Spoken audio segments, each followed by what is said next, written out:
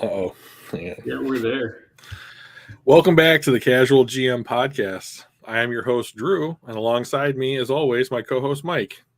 Mike, how are you? Just as handsome as ever. I mean, same as every Tuesday. I'm just getting either the same or more handsome. You should see what he looks like on a non-Tuesday. It's horrific. Yeah, that's why we pick Tuesdays. He puts in no effort whatsoever. It's terrible. It's true. It's the joys of working from home. Yeah, mostly it's pajamas and. Yeah, I mean, I'm on camera sometimes, so I got to make sure I have a decent shirt on. Collared shirt, yeah. Collared shirts, yep. Naturally, right? So. Yeah. How about you? How was your day? Long. So I was at work for an additional 2 hours and 15 minutes talking over some policy with my boss. We're considering making what I would consider to be a pretty sizable change. And so we are talking about the pros and cons and trying to figure out what our recommendation is going to be as a department to the bank in order to influence or not their decision to go ahead with these changes. So, nice. So yeah, so I made a little extra money, but I'm pretty tuckered. So yeah.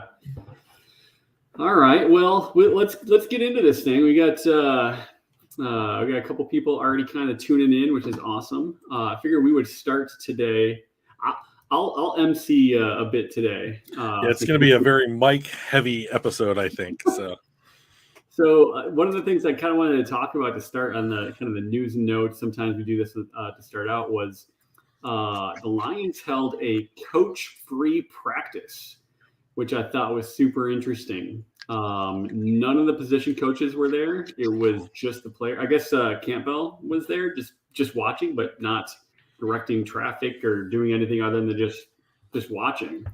I just thought that was super interesting that they've got that kind of trust in those players, and the players know I'm a professional now. I know what's expected of me. I'm going to go out and get better, whether there's coaches around watching or not. So I just thought that was pretty cool. I've never seen anything quite like it.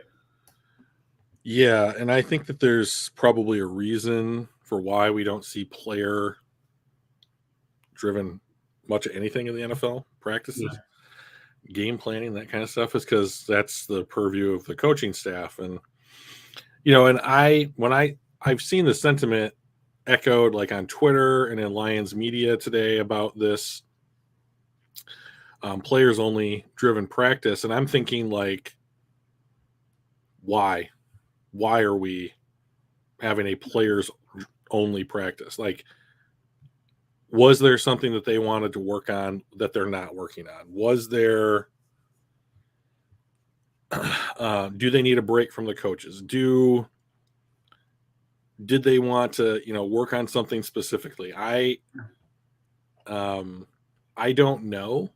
Yeah. My gut is telling me that coaches might have laid down a gauntlet in their position, in their position rooms as they're talking about things.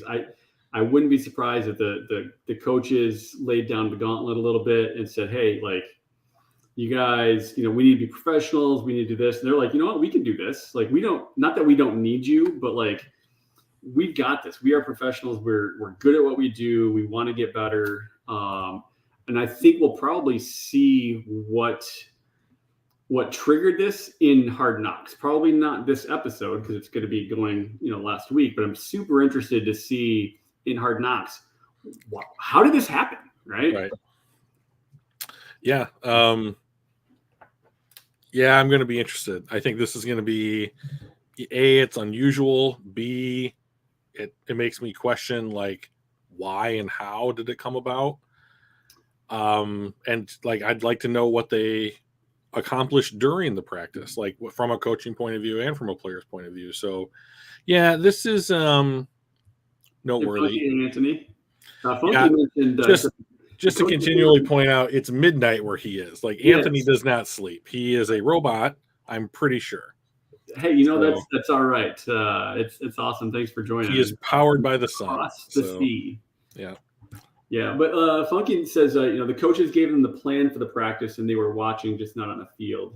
Well, sure. I mean, That's interesting. I would. I had read that only Campbell was there. So, But I'm sure they have cameras, and that might be what Funky's referencing. But like, that's fair. if I'm a position coach and I'm not invited to the players only practice, that's fine. So maybe I'm not there to tell them what to do, but I need to know what they did. Yeah. You know, so like that's my job. You know, I can't have them. Not that they would, but that's not what I'm saying. But like, not that they would goof off, but like, I also don't want them to like, what's up, Chrome? Hey, Chrome. I don't want to have them reinforcing bad habits or like try maybe like not focusing on something that we want them to focus on. Yeah. Once again, not thinking that they're going to do that, but I need to know what they did so that I can incorporate that knowledge into my plan and my evaluation moving forward. Yeah. So it's just interesting. Yeah. I'm really curious to see what that episode would. I'm assuming it's going to be on episode 4 of the Hard Knocks. Because it'll be, from the previous week, which is this week. Oh my gosh, look at all the people we have in chat. Yeah, What's up, One Pride? Hey, One Pride, Chrome. We got a group going. We're getting there. It's craziness. So I thought that was interesting. And then I will say, like, one of the things I want to talk about today was a scenario one of our viewers, I think it might have been A6, had sent us. Oh, speaking of. Is he there? Yeah. Oh. There we go, A6. It is a party now that you're here, buddy. Who was the guy? What was the screen name of the guy that was here last week that was like Wiggles or something? There was a Wiggles. There was. That's my buddy Tom from LA. Oh, I confirmed it. Explains a lot. Yeah. But it is a party. A6, I believe it was you, sent a scenario saying, hey, I was talking to myself in the shower and A6. I came up with a scenario. Right. And he's like, I got some assumptions built in, but he's like, I think the Lions might restructure and extend Goff. And kind of the gist of what he was saying was, what kind of led him down that path was it starts with this lack of depth, basically no capable backups at any of our positions. One of the fears is missing on a franchise quarterback and setting your team back several years. So the safer play might be to continue building the foundation and the talent and the depth across the roster and bring that baseline up. With our easy schedule, maybe we're in that 9-10 win mark. We end up in that 16 to 22 draft position, maybe out of range of one of those stud quarterbacks. Maybe we can't get a trade partner. So what do? Then you start building that stuff up.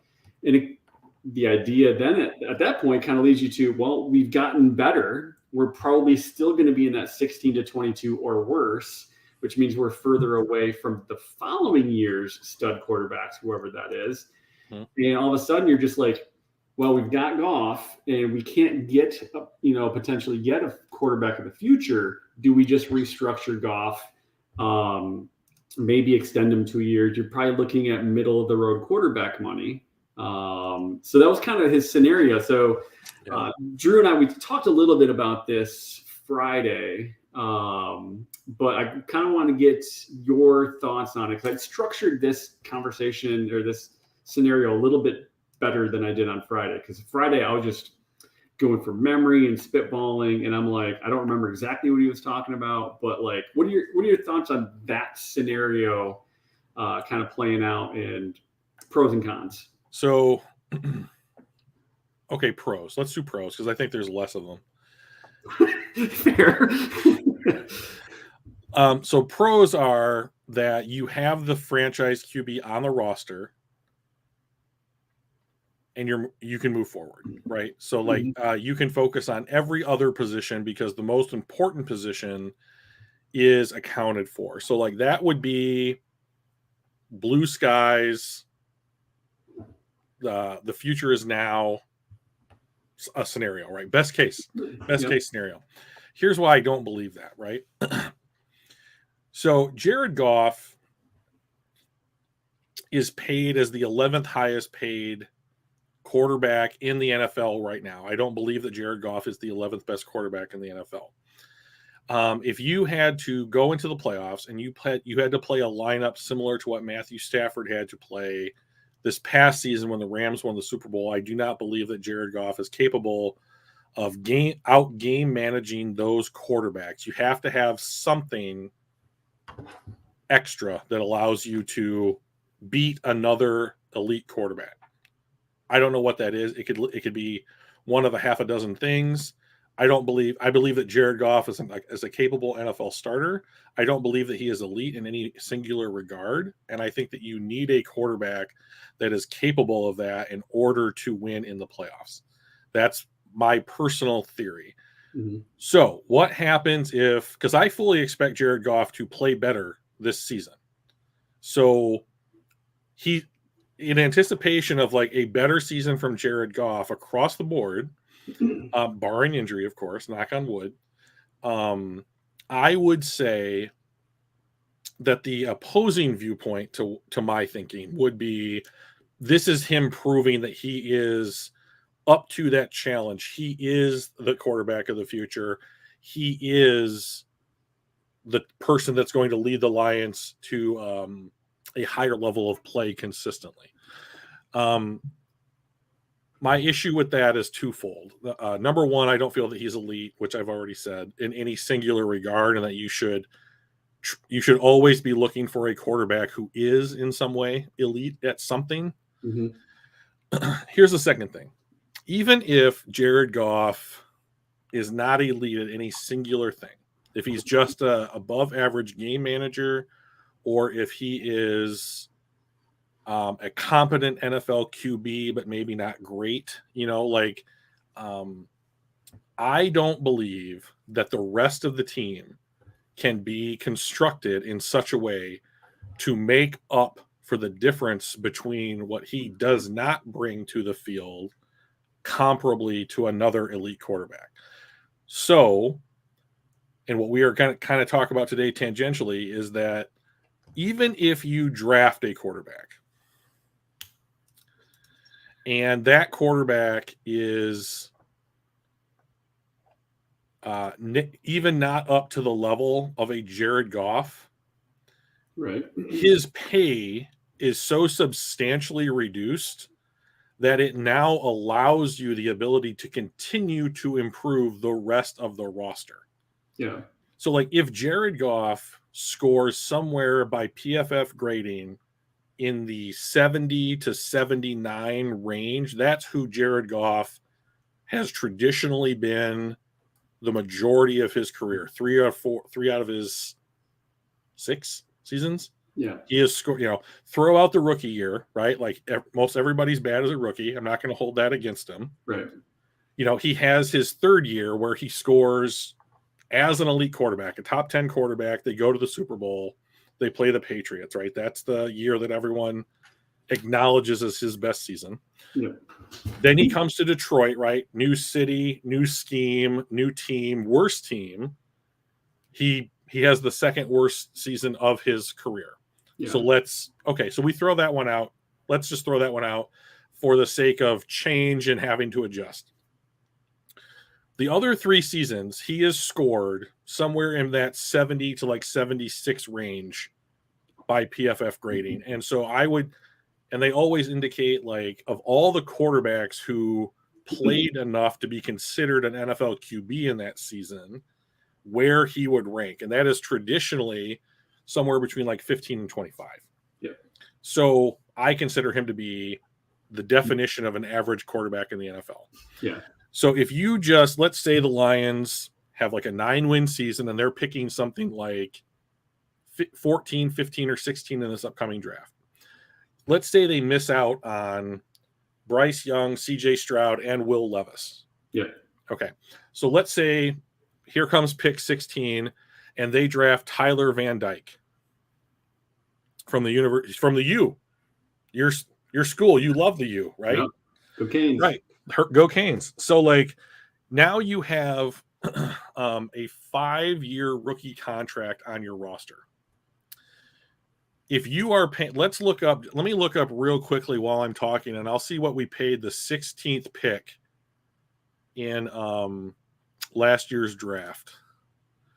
And while you're looking that up, One of the things that H6 mentions was, he said, one of my thoughts was we kind of walk before we run, try to build winning seasons before we go after a quarterback capable of winning playoff games and possibly a title.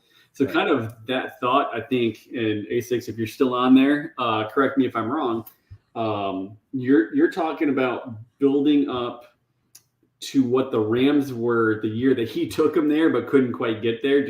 And then finding and then kind of trading for that seasoned veteran that's maybe not happy in his home or and wants to get a different view, right, in a different team. So I could potentially see that as a way to build the team, especially depending on how our drafts fall, right?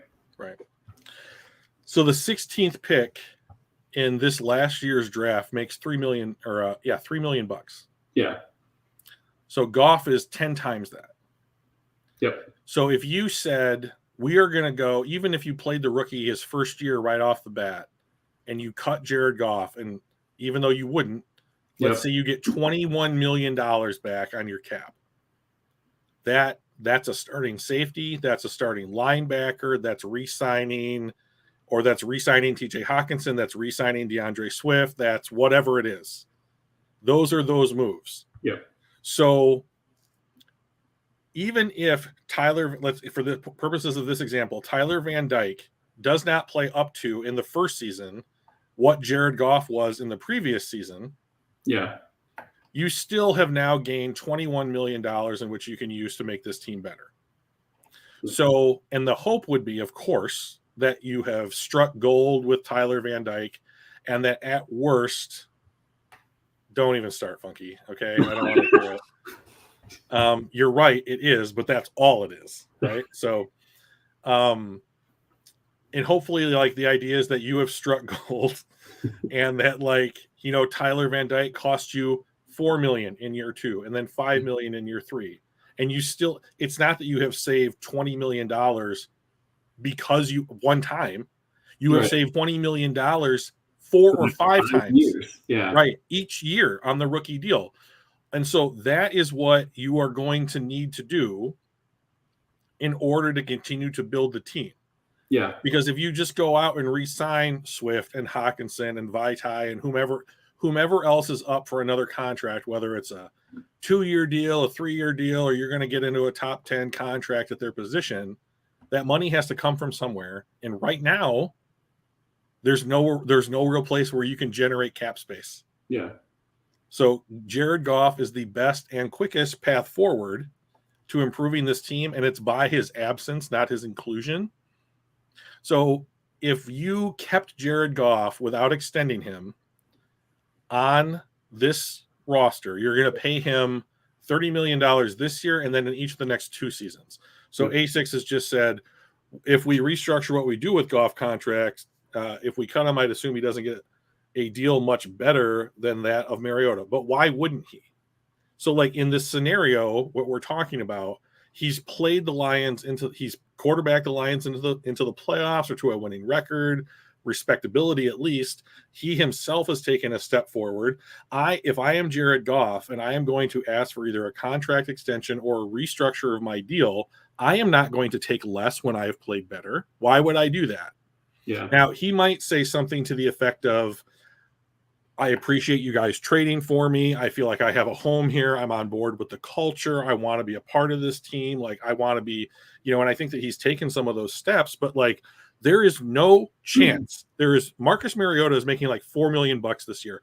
There is no way that Jared Goff goes from making $30 million to what a journeyman makes either on the free agent market or on some kind of extension with the Lions.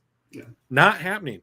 They could formulate an extension in order to give themselves some cap space, but it's not going to be anywhere near what cutting him would save you. He might be getting 18 over the entirety of his contract, but he's not getting 18 a year. Yeah. Yeah, because we looked that up the other night, and I will look it up right now, actually. Yeah. So that he's on the Falcons, if I'm not mistaken. I believe so. Well, that actually kind of transitions us a little bit into our main topic. Let me share my screen here. Please do. I love your screen. I know. I love it when you talk like that, Drew. I know you do. I know you do, buddy. All right. So here's what I know. Where the hell is he? Kind of small. I am going to zoom in for you guys. But $4.25 million this season he is making. How much was it? 4.25. 4.25. 4.25. Can I hear 4.5? Anybody? Not on Marcus Mariota. You got him at 4.25. So you don't need to go to 4.5 because that's what he's worth. All right. So what we're seeing here is in my infinite free time, I was cleaning my office yesterday, and I put together, because I wanted to take a break from cleaning my office, I went through and looked at overthecap.com, and I looked at every single, all top 10 of each position, the highest paid players, right? So let's zoom in here a little bit. Woo! That's big. So let's take the top. We've got offense. The bottom, we've got defense. So let's take a look at what I've got here. We'll kind of go through some of these. So Rodgers, and this is the annual and average annual value of the contract. So some of the years might be a little bit different based on just the way that it's structured, but this is kind of the average for this. Right. Year, but the average of the contract. So let's just, I want to make one point too, because that never works out. These numbers is never how, this is how it's reported. Yes. This is not how it actually works out. So like Aaron Rodgers is making like 150 over 3. So his average is 50. Yeah. But like you may very easily have him at 35 one year and like 68 in the next or whatever. Yeah. So. Yeah, good point. So this is the average value. So Rodgers making 50. Cousins is the 10th. So I just did the top 10 because that's a lot of people for me to look up, and I was a little lazy, so I apologize. But really, one of the things that we're talking about as we're building teams is we need to get into that top level of talent, right? So what does it take to sign someone in the top 10? You want elite people across your roster when you can. So the interesting thing is the percentage of cap. So right now, this year, the cap is $208,200,000.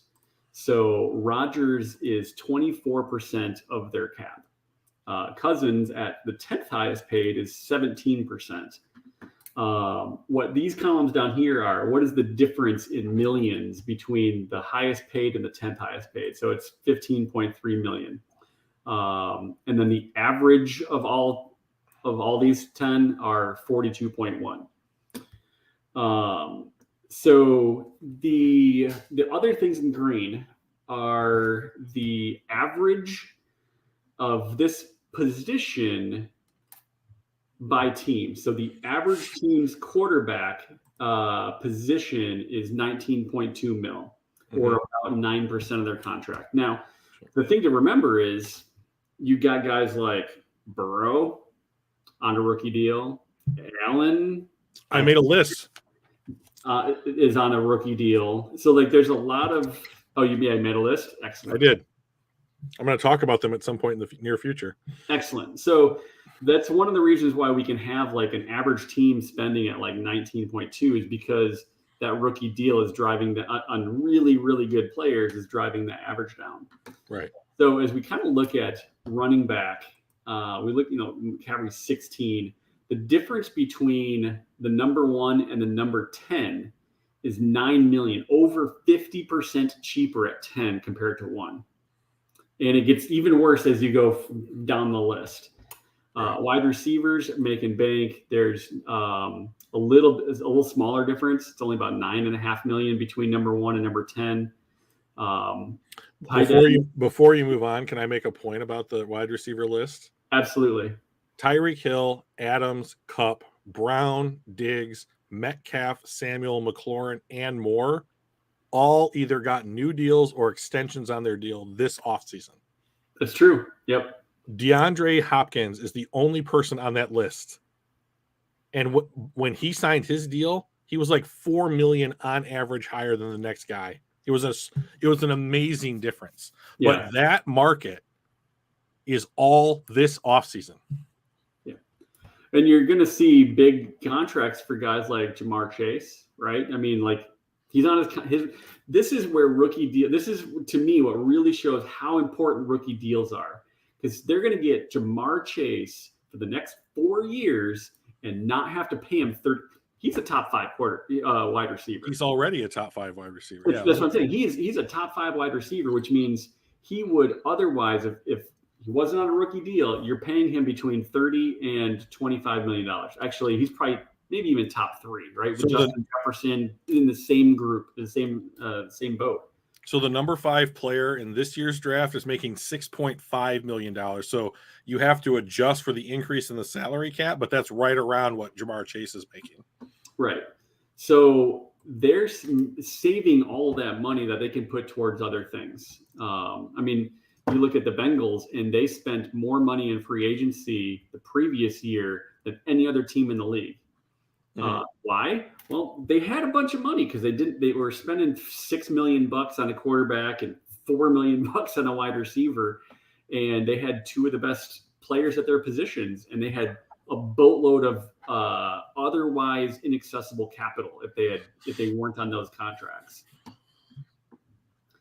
We got tight end there, left tackle. I find it interesting when it comes to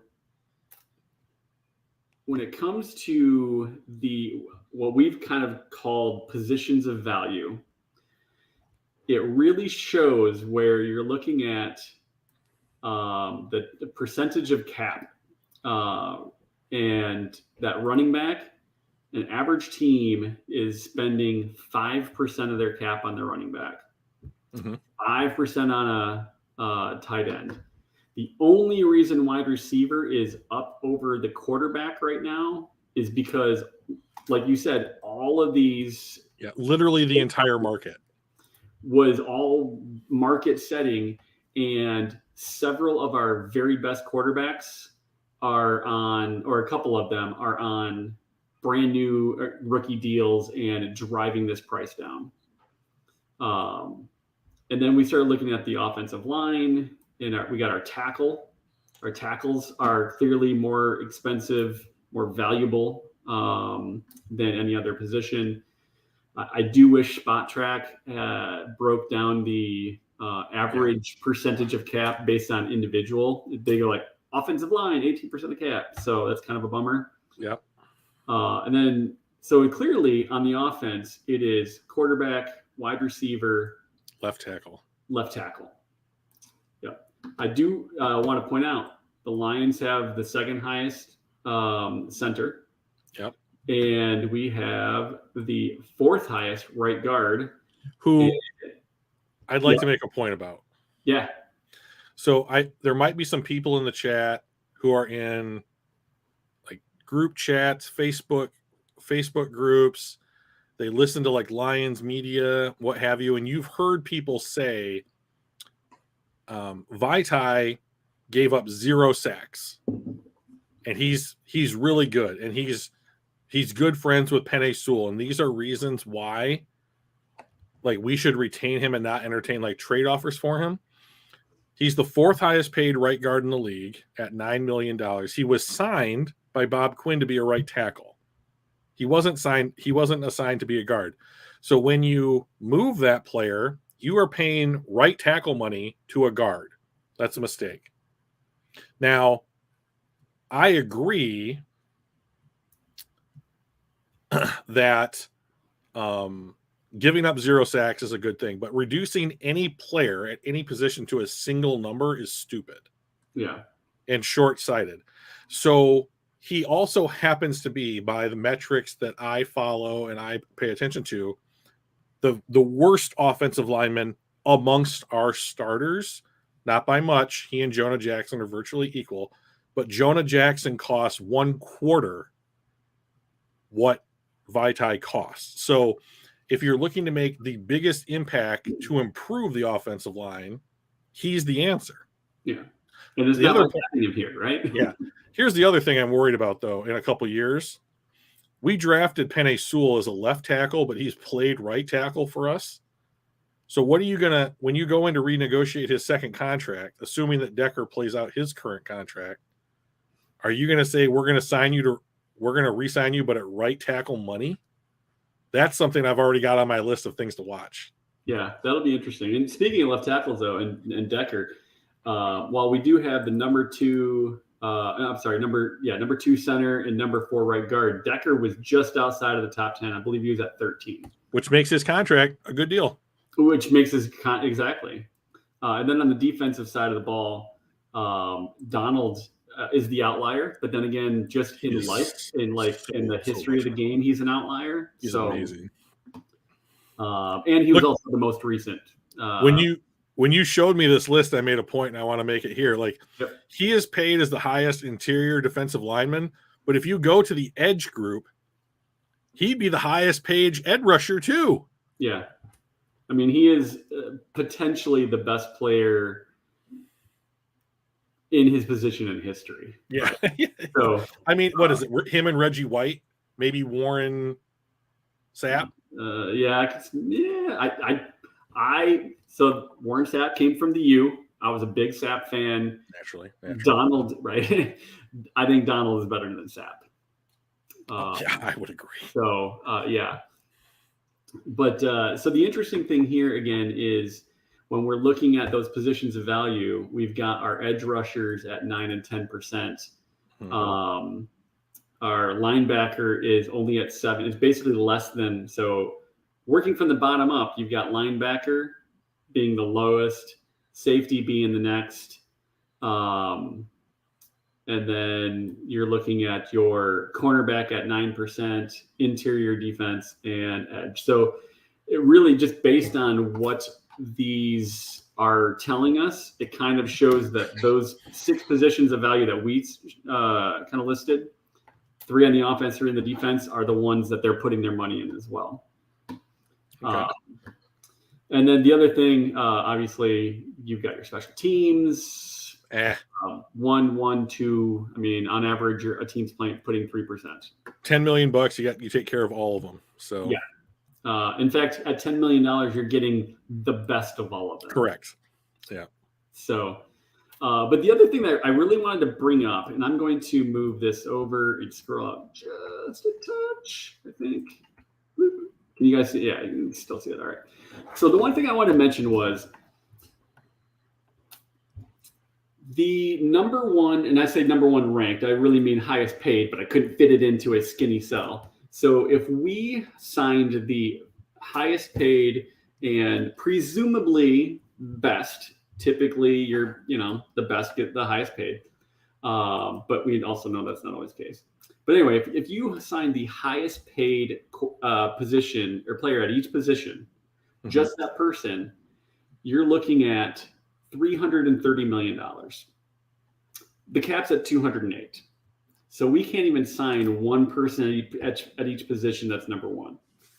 So what if we didn't have the best everywhere, but we had really good, borderline elite everywhere? Number 10. So if we had the 10th highest paid and presumably the 10th best, we're still looking at $195 million, which only leaves us $13 million for the other, 35 people on the roster. So clearly you can't do that. So what does this mean? It means you're never going to have the best of the best. You're never going to have the best of everywhere.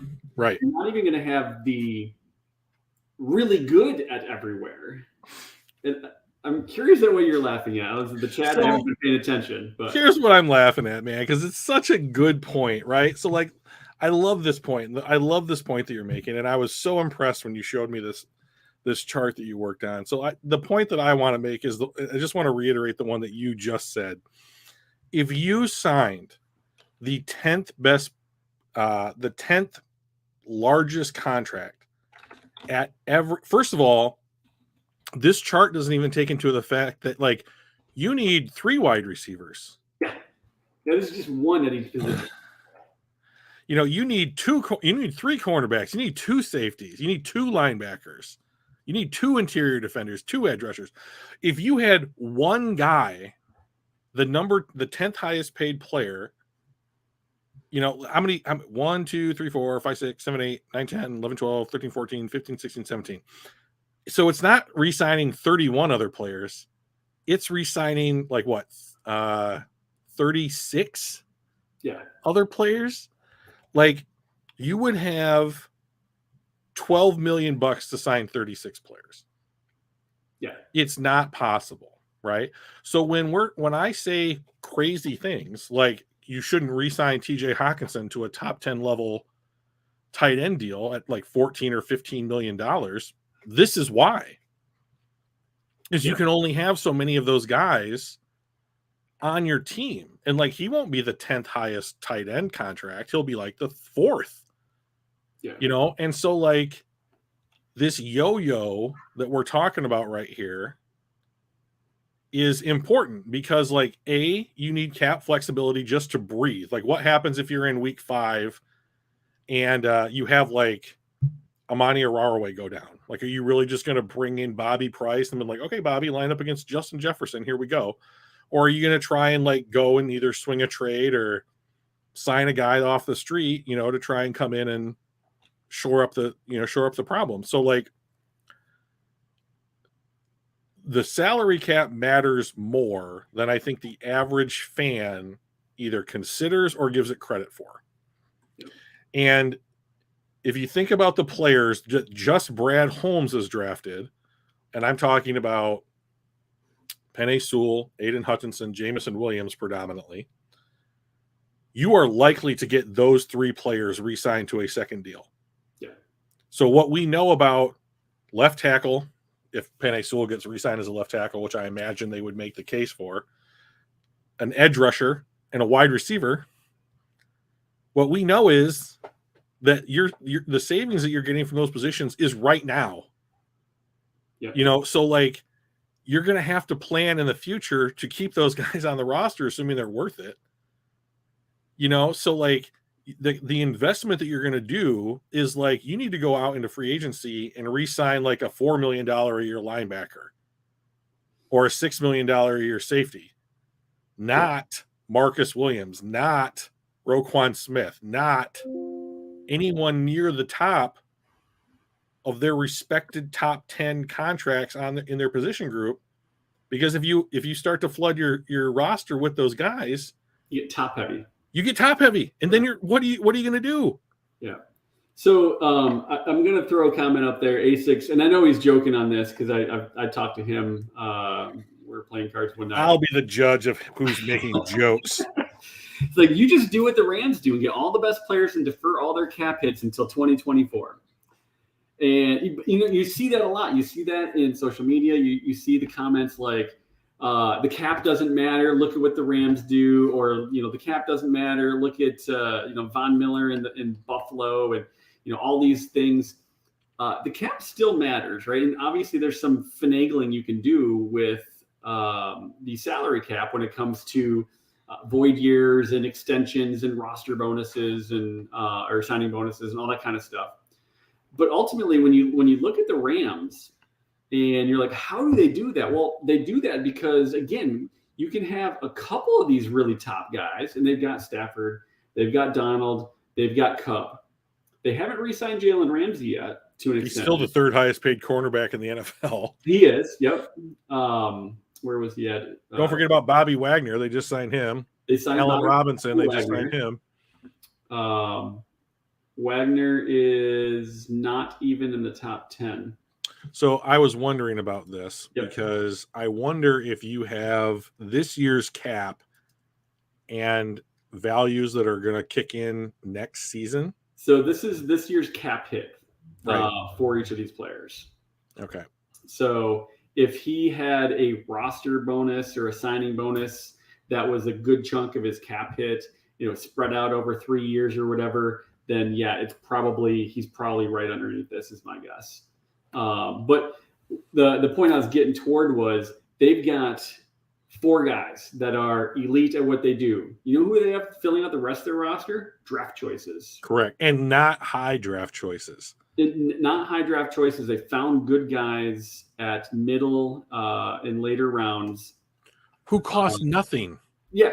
They had the most homegrown draft picks of any team in the league last year. As much as everybody's like, oh, they bought their team because they went out and got Ramsey and traded for Von Miller, halfway through the season, they had more homegrown draft choices than any other team. That's how you can do this. Right. You hit those good guys in those early middle rounds and late round draft picks, keep those cap values low, churn those guys or re-sign them to mediocre deals, and then really pay those big five. You can do that. That's a way, right? That's a way to build a team. It may not be the only way, but it's not.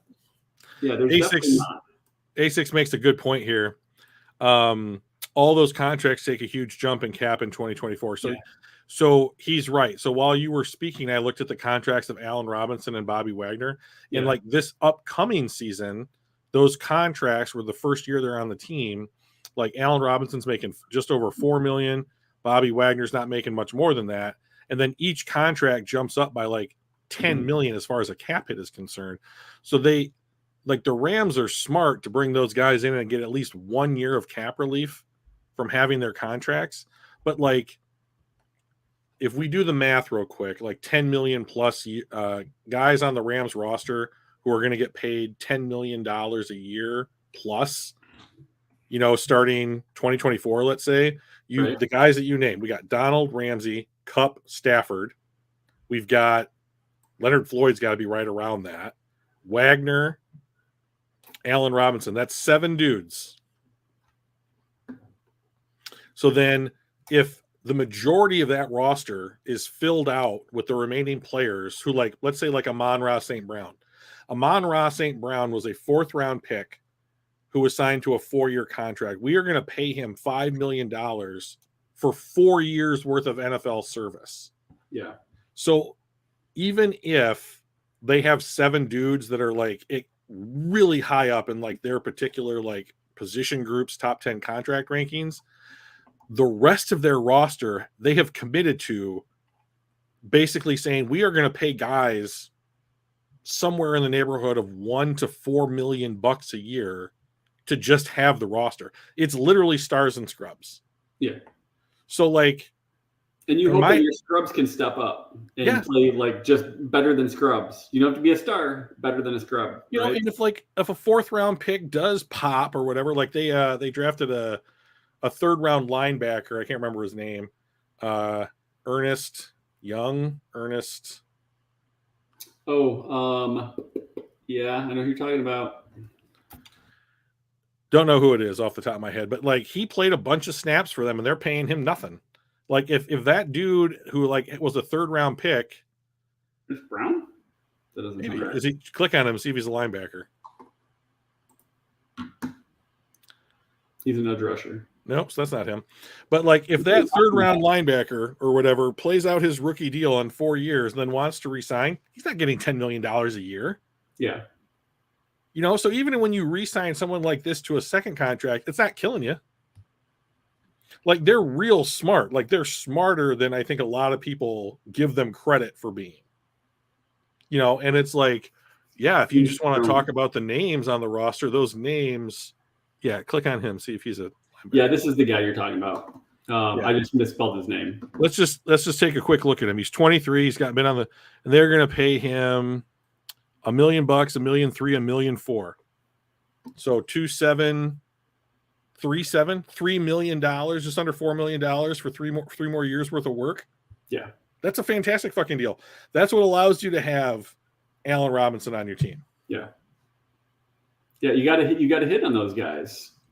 3rd round, 130 overall. I know this year they had their eye on a offensive lineman that the Patriots took in the 1st round. What's funny about that is I was on Twitter the other day, and because that pick's been made fun of quite a bit since the draft, and they said like Cole Strange, like 55 passing snaps, 1 pressure allowed, 0 sacks. I'm like, hey, I know a dude that plays right guard that's given up 0 sacks as well, and he's talked about as being like one of the best guards, but by the fan base. And I'm like, I'd rather pay Cole Strange $2 million a year, 2.8, than Vitae at 8-9 million. Yeah. Yeah, even if we only get 80-90% of what Vitae is doing. Right. Then So hopefully, Mike, we are very clearly going to go more than an hour tonight. Are you okay with that? I'm fine. I don't want to go a ton longer just because I know, I don't know if Anthony's still on there, but man, it's got to be, it's getting late for him. Oh, I know. Will you throw the list back up, please? Absolutely. I'd like to switch gears here. All right. Is there a particular position? Running back, please. Running back. So One Pride says bad QB play is what destroyed Saxonville. Here's what I would argue: bad management is what destroys all teams. Because you're right. Like, let's make the point about Jamarcus Russell, right? Let's go to the other end of the spectrum here. Like Jamarcus Russell, like if they'd hit on Jamarcus Russell, who knows what the Raiders could have been, right? But someone made a bad choice. And that's the problem. Yeah. Is that someone made a bad choice. Like, you're right. I take your meaning, and I agree with what I think your sentiment is, which is that if you go all in on a particular, like let's say quarterback, like a high value position, and you're wrong, it's viewed as being extremely detrimental to your team, right? Because now you've taken a step back from an established veteran like Goff or whatever. I would argue you can only ever get better. So Goff is not the best quarterback in the NFL. So you should try and get better. And the way to do that, the best way to do that, the cheapest way to do that is in the draft.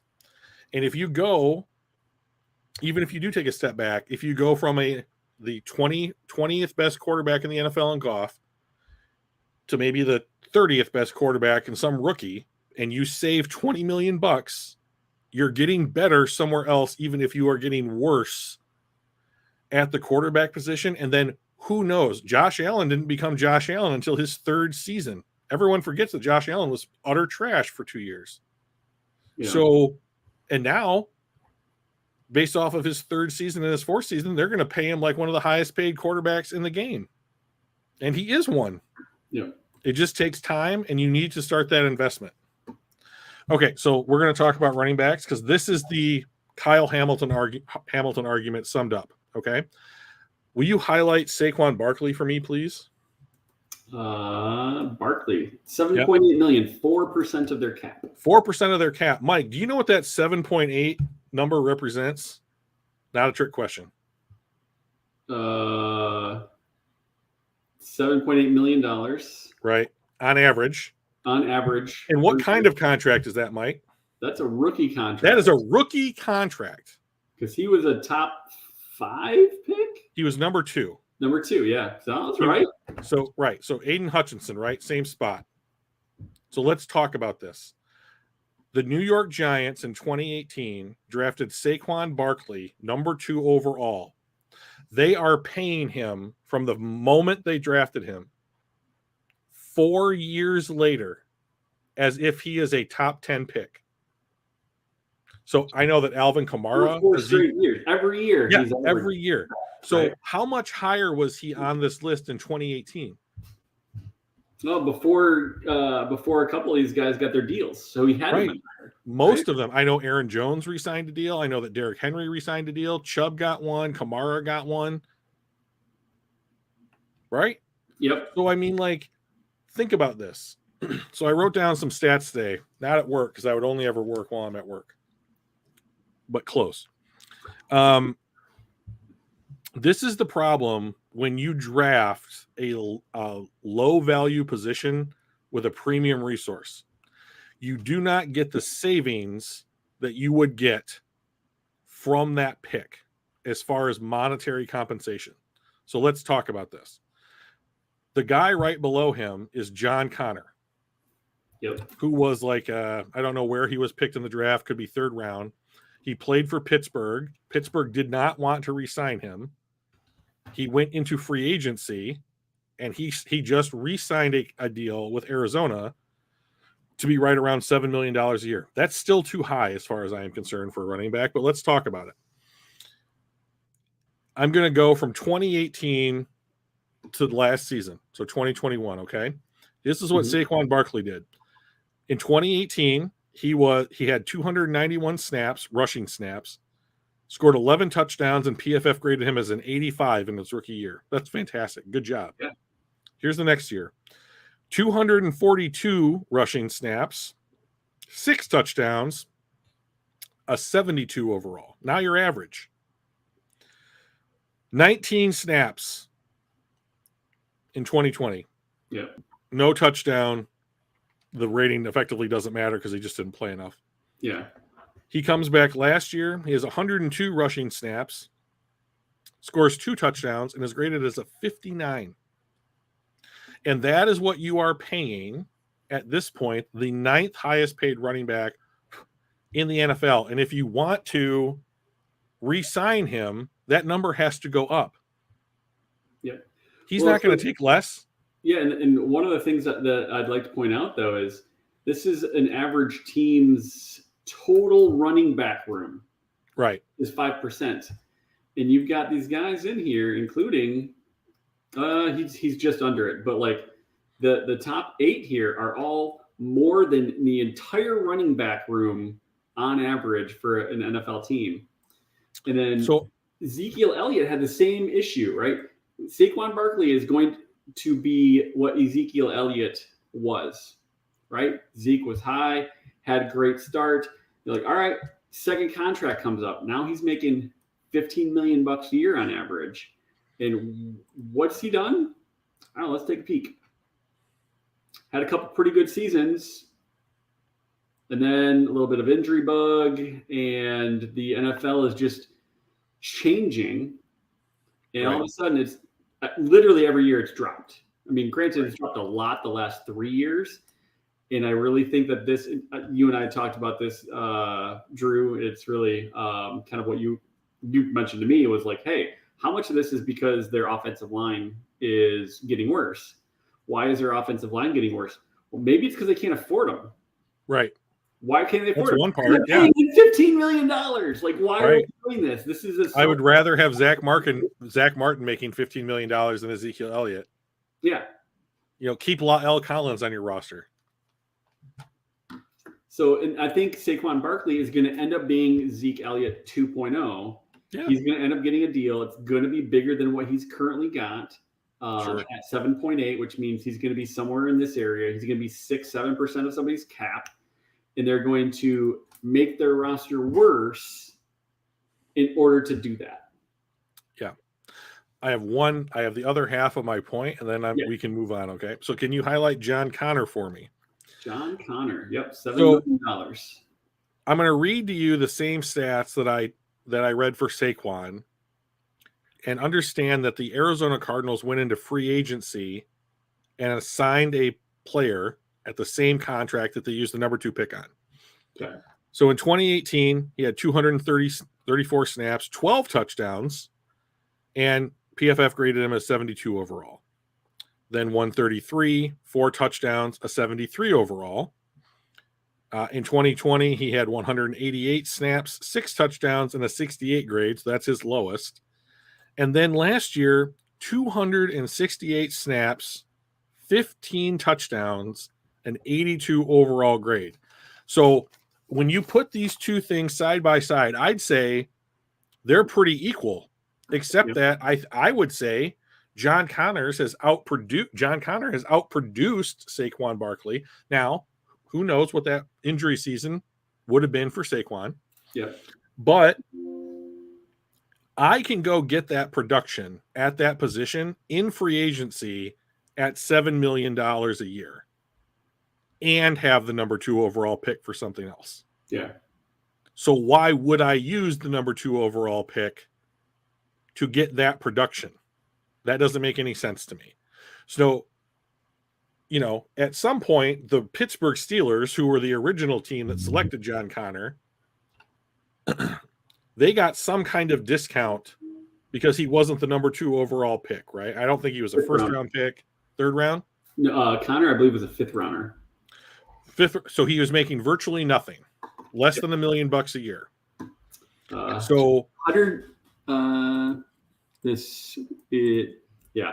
It is really weird on the Pro Football Reference. It says he was 17,021st overall since 1960. Okay. Fifth round, 139th overall. I just need to learn to read. Understood. Let me take a look here real quickly and see. Here he is. James Conner. I'm sorry, not John Connor. My bad. Oh, well, I looked up Conner. Yeah, probably because I was telling you the wrong name. That's exactly why. I'm going to throw you under the bus so hardcore. So he was drafted by the Steelers. They paid him $3 million for his cap numbers in his after his rookie year were 640,000, 750, 840, $1 million. So the Steelers paid him just over $3 million for 4 years worth of work. And the Giants were paying Saquon Barkley twice that immediately. Yep. So if the big conversation this last draft for the Lions was, do we click on the history tab, Mike? So now scroll down. See the season history? That's what I'm looking at.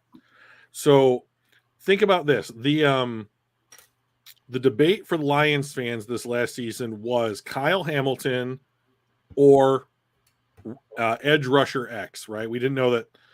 We thought, hey, Aiden was going 1 to the Jacksonville Jaguars. Mistake. So, if it's the same situation, slightly better than what the Giants did with Saquon Barkley. Yep. So, if you draft a safety at 2 overall, you are paying that guy as if he is a top 10 contract in the NFL right now. You don't save any money. The Lions, if they were to go out, and let's take a look at what the 10th highest paid edge rusher is making right now, Mike. $17 million. That is twice what they are paying Aiden Hutchinson. So if they went out to sign Shaq Barrett on the free agent market, they are saving $8-9 million just because they drafted Aiden Hutchinson at 2 to play the same position. Yep. That's what we're talking about. That's the crux of this whole thing is how can you make decisions to have the approximate production while saving money, not so that you can just hoard it all like some dragon in a cave, but so that you can go out and spend it to make the team better. Yep. Yeah, for me the thing that kind of opened my eyes was this one at the end where I'm like, okay, no one's gonna be able to afford the number 1 overall, the best player at each position, but 10th best, you should be able to do that, right? I mean, no, a lot of times there's a big drop between number 1 and number 10 in price, and the answer is no. Right. If I had gone more than the top 10, if I'd gone say the top 15 or the top 32, essentially the starters at each one, I might have been able to find some sort of rank where if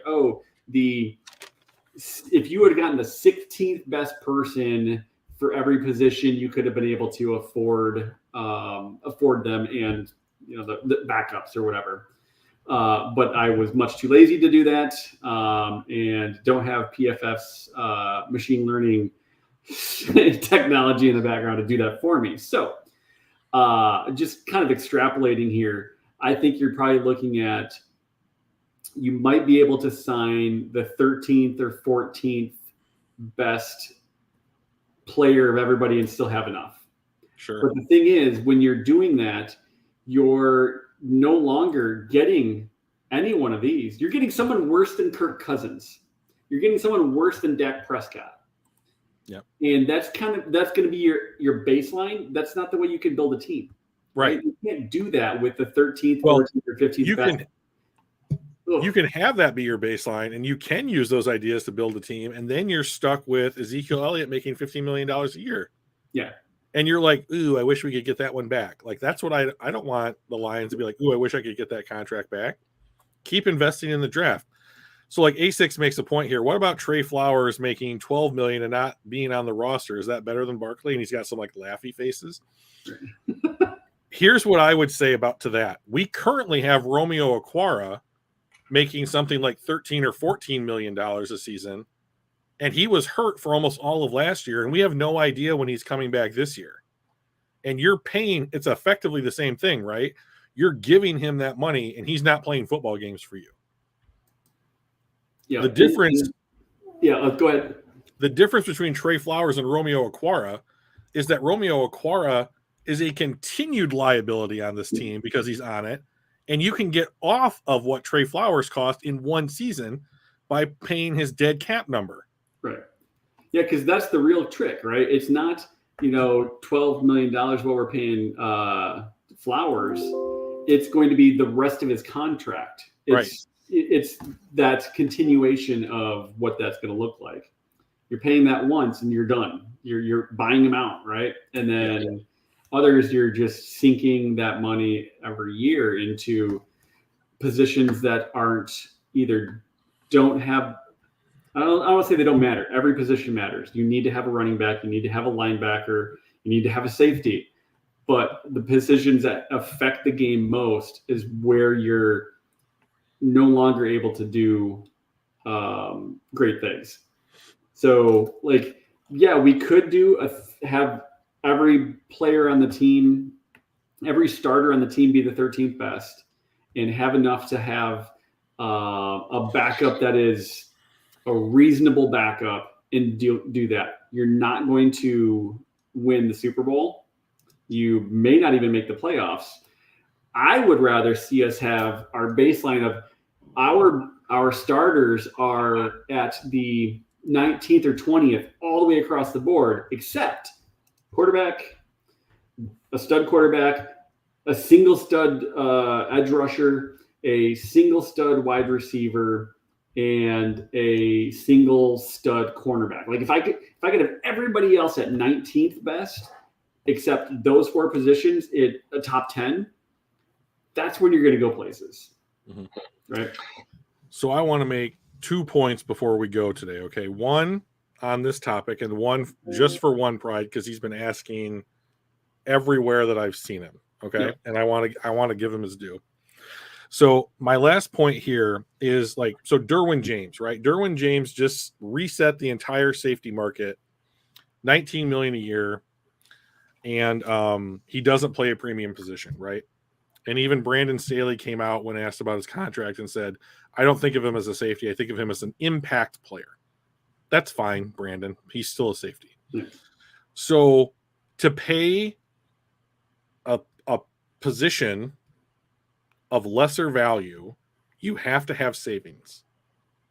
And right now, I think before this deal went through, the Chargers had incorporated their draft picks. They'd signed Keenan Allen and Mike Williams to $20 a year $1 million a year contracts. They went out and signed J.C. Jackson in free agency as a wide receiver. They made a trade for Khalil Mack and have his contract out of the books. And they have more cap flexibility before they re-signed Derwin James than the Lions did. I'd rather have the Chargers roster. Yeah. Sorry. I mean, I like Detroit. I like Baltimore too. I'd rather have the San Diego or the Los Angeles Chargers roster over both of those teams. Yeah. They are the pinnacle of what an open Super Bowl window right now. I would much rather be in that window than where the Detroit Lions are. The way that you re-sign Derwin James is that you have to have a rookie quarterback on a rookie deal. Maybe not a rookie quarterback, but you have to have a quarterback on a rookie deal. If they are paying Justin Herbert $40 million plus a year, you have to let Derwin James walk. Yeah. But because you have that asset on a rookie contract, you also get to have Derwin James. So that's the point, is that the only way that you can effectively there are players at lesser positional talent levels and value levels that make an impact on NFL teams. Fred Warner is an off-ball linebacker, but he makes a big impact on what San Francisco does. But if you are maxed out, he can't be included in your projections moving forward because he's not as valuable as, say, like an edge rusher or Deebo Samuel. Bosa. Nick, thank you, Nick Right. Bosa, right? So lastly, what I wanted to talk about today, well, he's not going to be back by the bye. And no one's going to trade. No one's going to trade for a player coming back off an ACL. So, like, you're going to have to cut him. Hanging strong in the UK. Right. Oh, God. Most respect, buddy. 1 o'clock in the morning. But I wanted to talk to One Pride because One Pride has been running around asking this question of anybody that will listen to them is like, what do we do about the secondary? Yeah. And so what I'm going to try and answer that question as to what I would do if we were going to try and fix the secondary. So One Pride, this is my homage to your question. Okay. First of all, I wouldn't touch the safeties. So you have, I would imagine the starters this year are going to be Tracy Walker and Deshaun Elliott. And you can look to see if Deshaun Elliott is worth having another contract after this year's up. But Tracy Walker is going to cost you $3 million this year. It's going to cost you $11 million next year. He's going to cost you $10 million after that, I believe. That's $24 million over 3 years. That's his $8 million a year average. So he's on the team. So what I would do is, and then I would have Kirby Joseph and Ifeatu Melifonwu as my backup developmental safeties. And you have, those guys are each third round picks, which I consider to be premium draft capital. So I think you have your starters locked in, and then you're going to see if one of those two developmental guys can take over for Deshaun Elliott if he's hurt, if he plays out this contract, whatever. So safeties are done. And if you're looking to replace, you're either looking for a guy with upside late in the draft process, 5th, 6th round, something like that, or you take a flyer on a prove-it contract that's cheap, and you bring the guy into camp, and he has to be able to play special teams. But what I really think One Pride is talking about is our cornerback room. So this is how I view the cornerbacks. They don't have any good ones. So Amani Araraway has gotten better every year that he has been in the NFL, but he's not.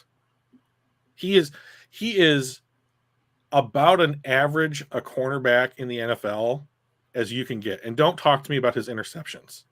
That is a stat that fluctuates.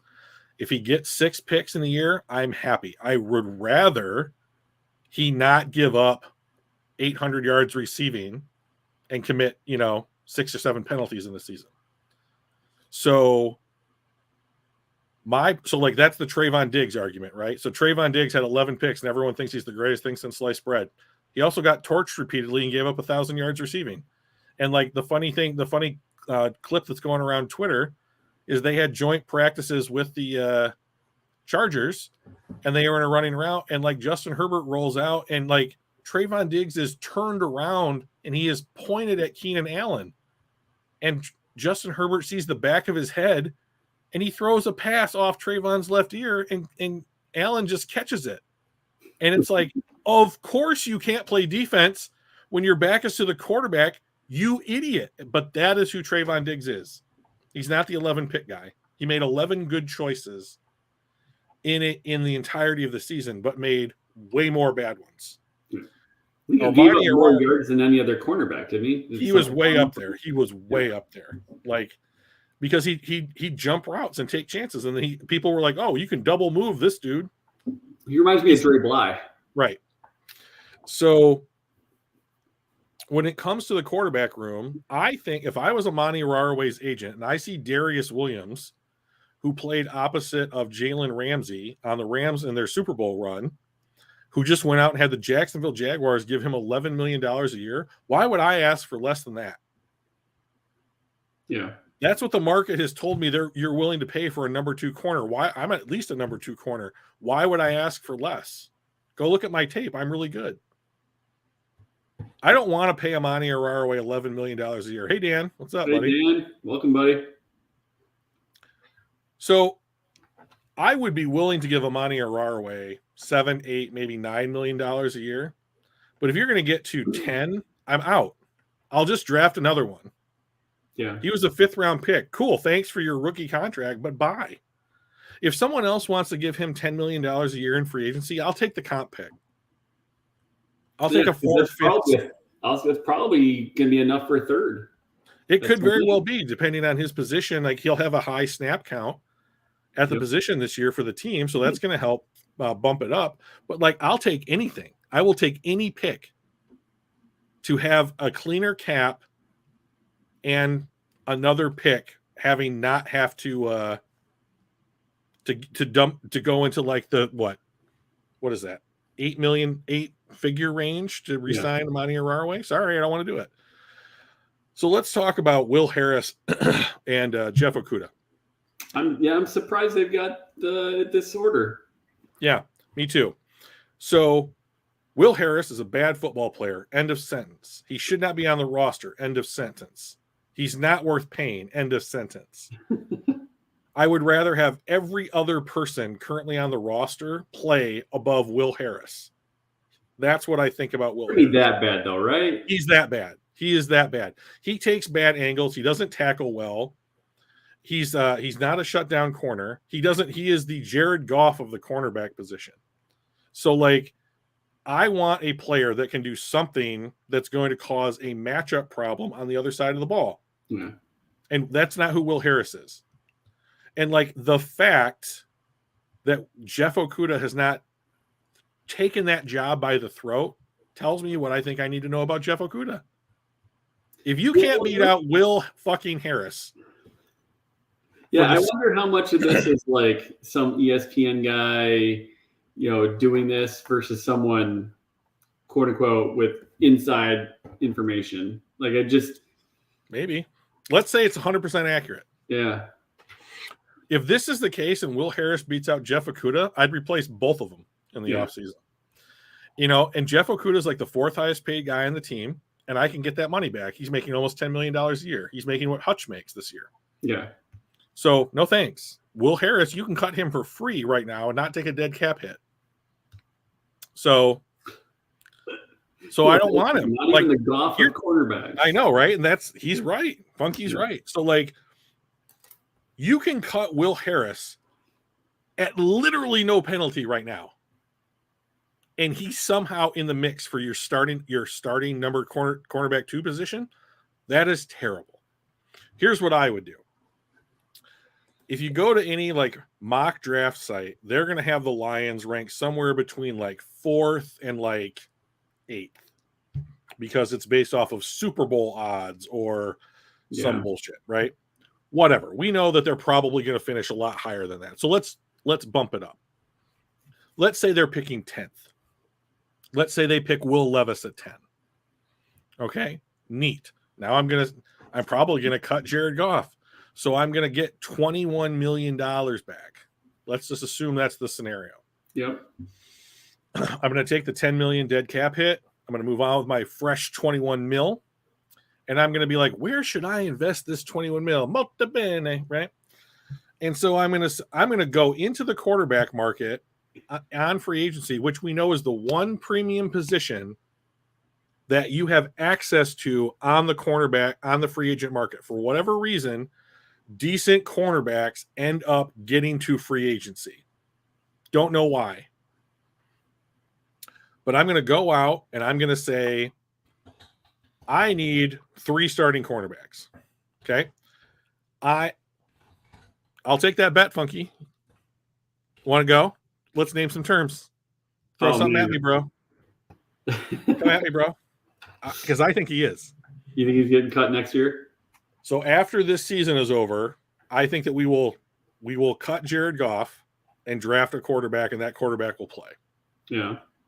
I would put money on that outcome. Interesting. So with the Rams pick that we have, I would take a cornerback, Garrett Williams from Syracuse, Malachi Moore from Alabama, somebody. And I would say, this is who you're a day one starter for us. Thanks for showing up. And we're gonna take some growing pains. So I would then come back in like the third round, and I would pick a cornerback for depth, and then I would go out onto the free agency market, and I would sign a starter or a near starter level corner, and I would go into the season with that group.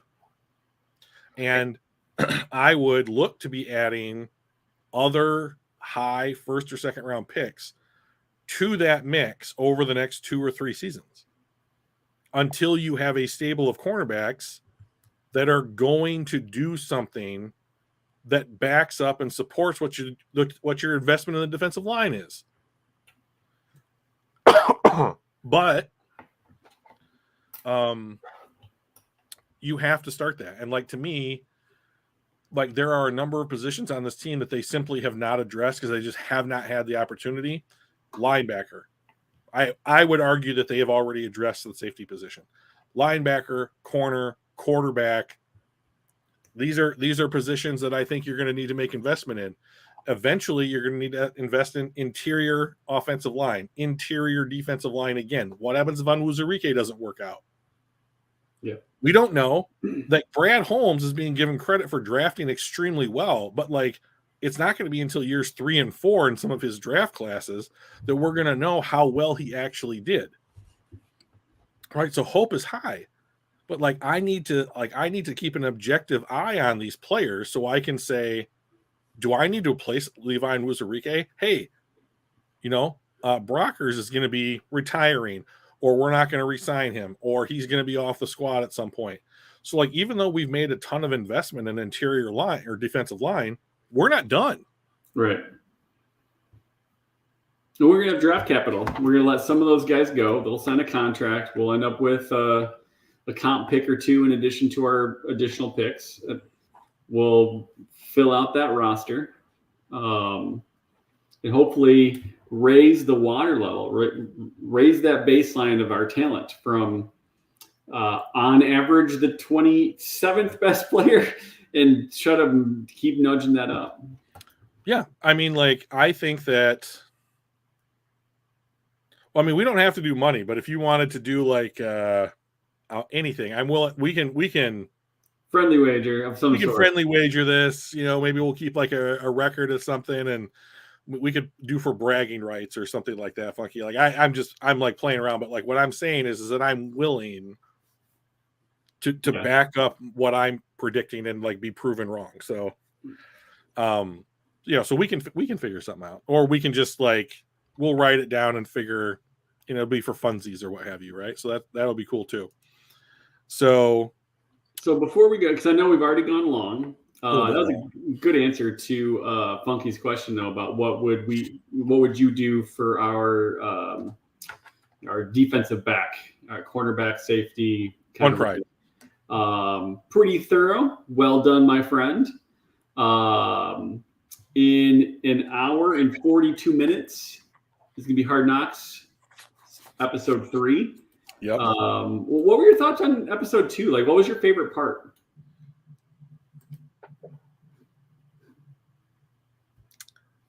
I don't know that I had one. Like, to me, it's almost like an academic.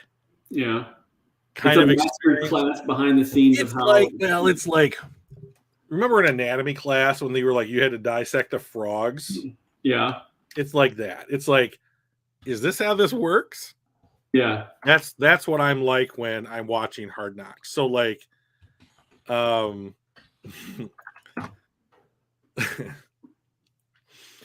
I like that. Yeah, I know, right? Maybe we will. But what if Funky wins? We'll have to figure it out. It's not gonna be until like May or whatever next year, right? April or May. So we got time. But like, here's what made me uncomfortable about this. And like, this is why, like, I was asked to play football when I was a kid because I was big for my age, and I'm not big now. I'm 5'11". When I was in high school, I was probably. He's been 5'11" since he was 9, guys. That's true. He was. And I was probably, as like a junior, senior, I was probably close to like 200 pounds, maybe a little bit over. And so like, they wanted me to play, but like, I didn't like the culture of football. Like, I liked being on my basketball team. I liked being on like some other groups that I was a part of, but I did not like football. And so, like, the thing that made me cringe in the second episode is when Deuce Staley got on DeAndre Swift. I know that I would have responded to that coaching pretty poorly. And to me, when I was watching DeAndre Swift's reaction, because I wanted to see how he reacted, Yeah. I was like, he's nodding and stuff, and I'm like, I don't know that he is thrilled about that, And since then, like, he's come out on Twitter and said, like, I want to have 1,000 yards rushing, 1,000 yards receiving, and I'm like, okay, they just need to give you the ball twice as much as what you've ever had in your career, and you can hit those numbers. But like, I'm glad that you have goals, dude. And then, like, the other thing that made me just cringe was when Kelvin Shepard was praising Malcolm Rodriguez in front of the linebacker room. I would have been like, oh my fucking God, bro. Like, shut the fuck up. Can't we just be happy that I was playing well? Don't make everyone else feel bad that they're not me, a rookie, when they've been in this league and it's their job and their kids depend on you to, like, bring home the bacon. I would have been just like, oh, get me the fuck out of here immediately, right? So, like, I was just like, let this be over. Let this be over. Let this be over. Because I was so embarrassed for those two guys. But, like, Swift got the message though. He did, right? And like, so, like, hey, like, I like when they were looking at the film, and he's like, it was an opportunity where he could have stiff armed a guy and kept going for longer. And he's like, just do it, like, get more yards, do all this. And then what does he do in the second preseason game, or in the preseason game?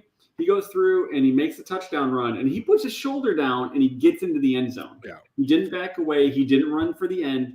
He's like, I'm getting that yard. And I thought, I have a feeling some of that was from what the coaches are like, just get the yard. Just do what you can to get every yard.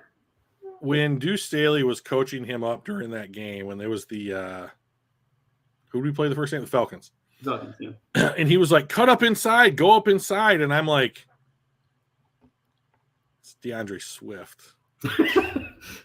Like, I don't know. Like, I get it. Like, and I'm a Michigan football fan. I grew up watching I formation run straight up the field until someone hits you, right?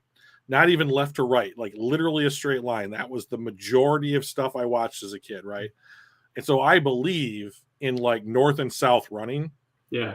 And when I look at DeAndre Swift, I'm like, just line him up outside and throw him the ball in the flat and let him do something. Like, I don't give a shit how many yards he rushes for if he has 70 catches and 800 yards receiving. I don't care. I would rather him catch a ball out of the backfield than have him get a handoff. He's more Reggie Bush than Adrian Peterson. Correct. Well, if he was Adrian Peterson, I'd be like, we're done here. Like, right. He's more Barry Sanders than the Dallas Cowboys. Emmitt Smith. Yeah. Right. So Barry was more of scat back, just jumpy and bouncy, and Smith was just like, I'm just going to run through the big hole my offensive line lit up, and then I'm going to run you over and fall forward, and that's how I'm going to get my yards. And I think he's more Barry Sanders, where I'm just going to be harder to tackle, quicker than you, and hopefully run around you. So, I mean, like, when I look at DeAndre Swift, I don't look at a dude that's like, I'm going to run off, make one cut, get to the second level, and put my shoulder into a safety. Right. You know, I look at a guy that's like, I want to get to this part of the field, have one block, beat you with my speed and my elusiveness. And I'm like, so when Deuce Staley's like, cut up the field, I'm like, oh, okay, I agree with what you're saying, because that's where all the yards are. Right. But, like, at the same time, I'm like, that's not who he is.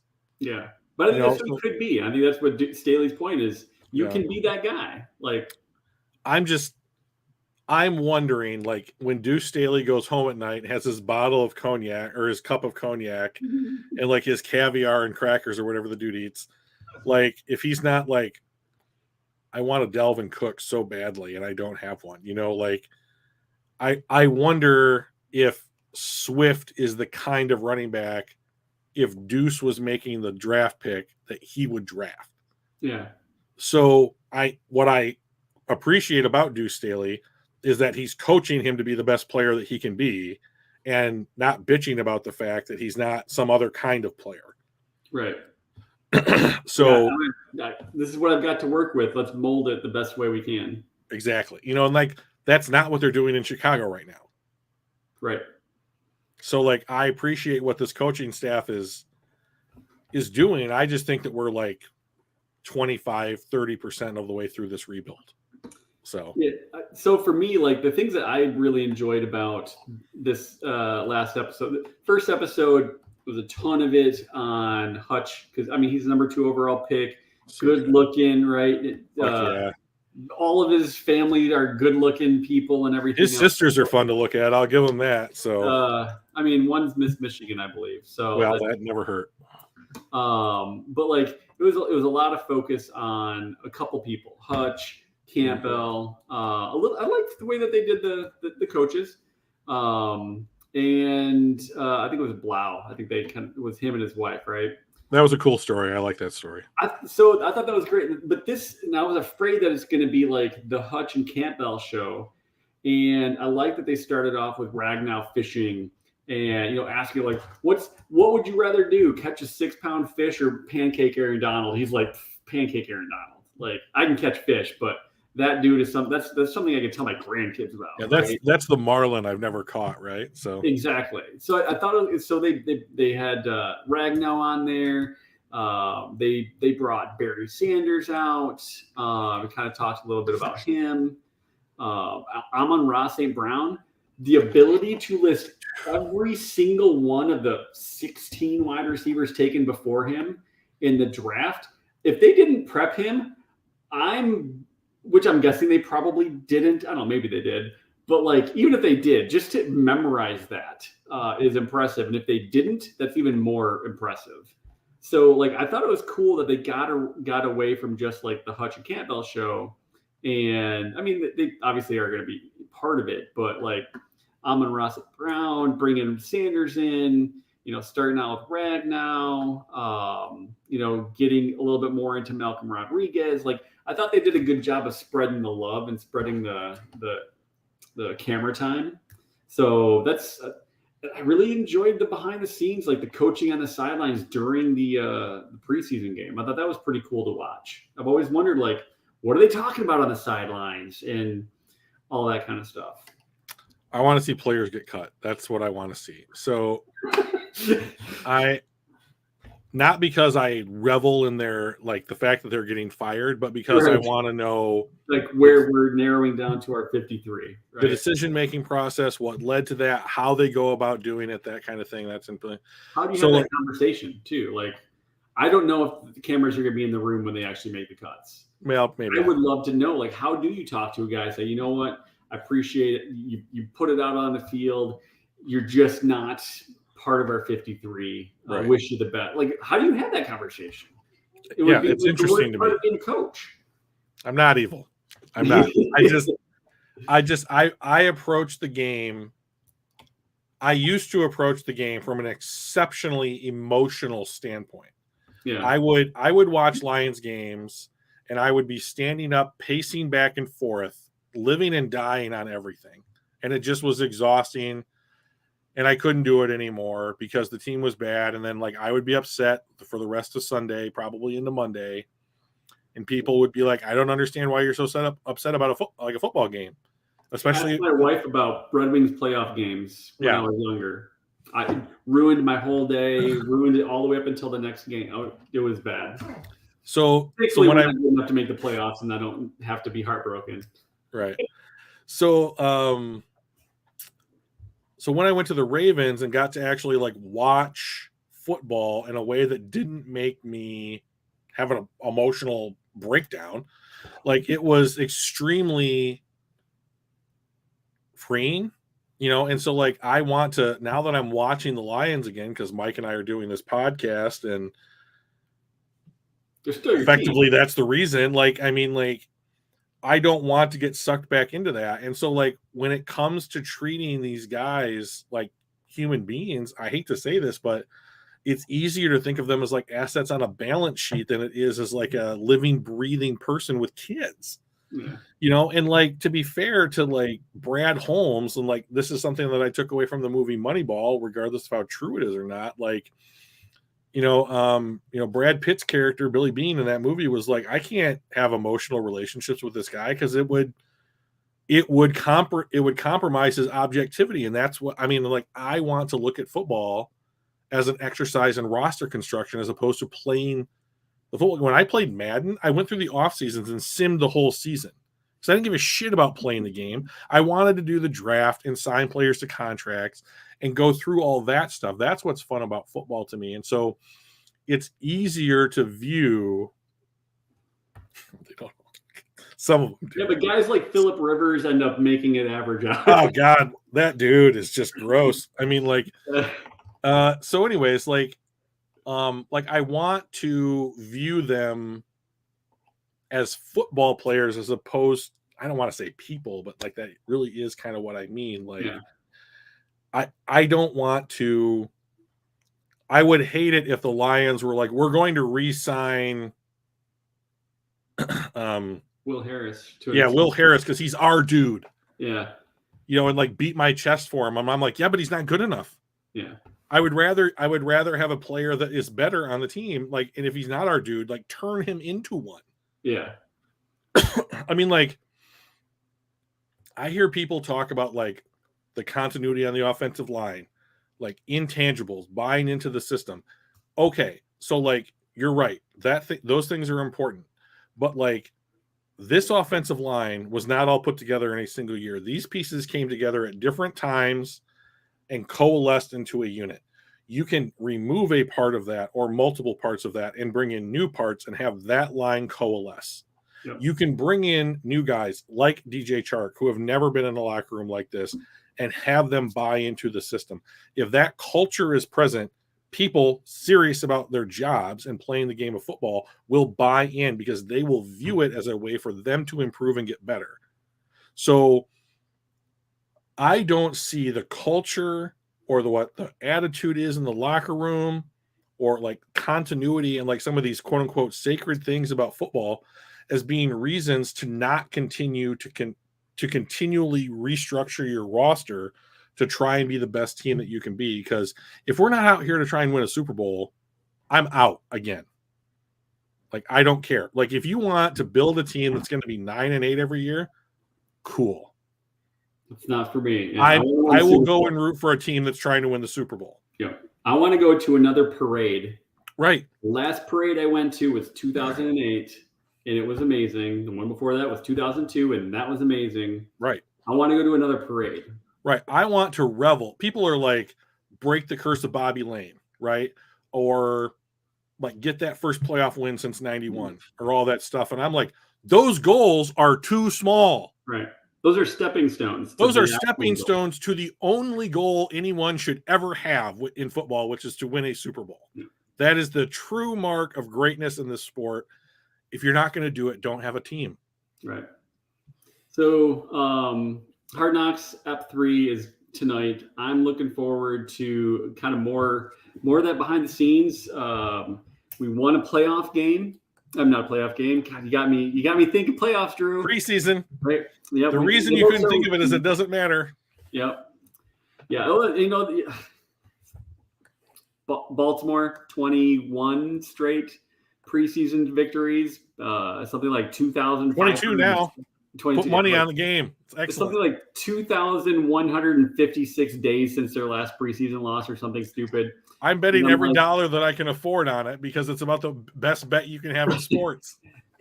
I was telling my dad this, and I'm like, you know what the funny part is? It doesn't matter. It doesn't matter at all. It's great. Yeah. It doesn't matter. Not one bit. The only thing that comes out of it is you need to be healthy and you need to know a little bit more about your team and who's going to be there.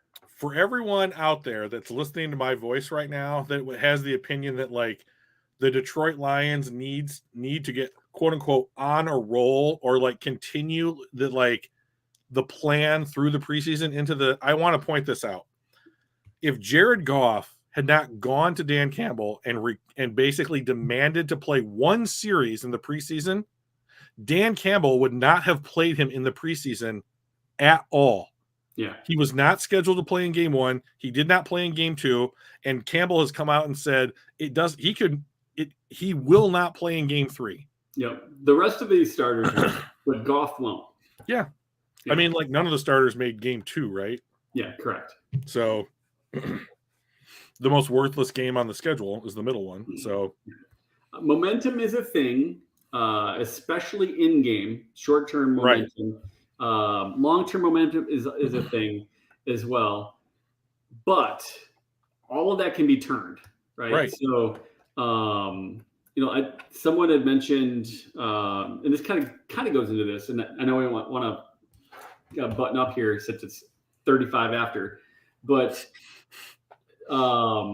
shut up. But Campbell came out and they asked him about the win and whether that win was important in preseason. He's like, "Yep, absolutely. It's important for our guys to get a win," and blah blah blah.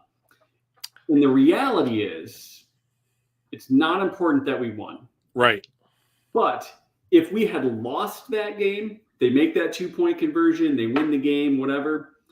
He's going to come out and say the complete opposite. He's going to be like, it doesn't matter. Right. We just want to get out healthy. We want to evaluate our players more. We want to get them more experience.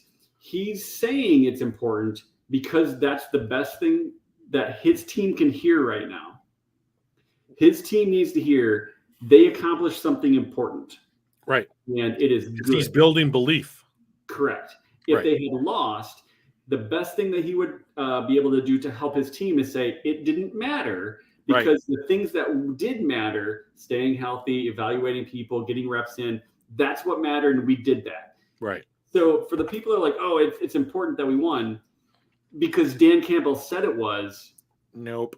No, it's not. It's important that we came out healthy. It's important that we learned more about our players. They got reps in. They know our coaches are figuring out who is going to be on that 53-man roster.